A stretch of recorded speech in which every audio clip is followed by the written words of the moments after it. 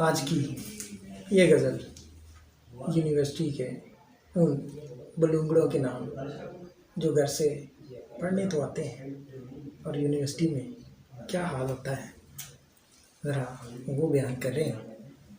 कहता यूनिवर्सिटी दी बहार वेख के, यूनिवर्सिटी दी बहार वेख के मर गए यार सरकार वेख के।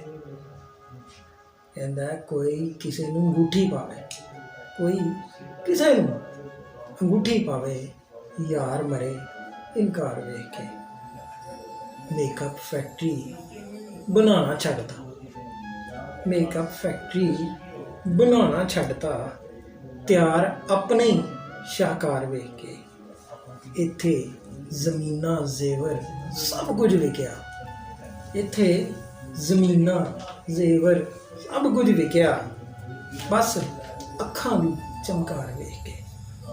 कहंदा है पहले साडी अज किसे होर दी, पहले साडी अज किसे होर दी, बस पैसे दी बहार वेख के। कैफे बैठे लोटी पाती, कैफे बैठे लोटी पाती डिगे फिर उधार वेख के। यूनिवर्सिटी दी बहार वेख के मर गए यार सरकार वेख के।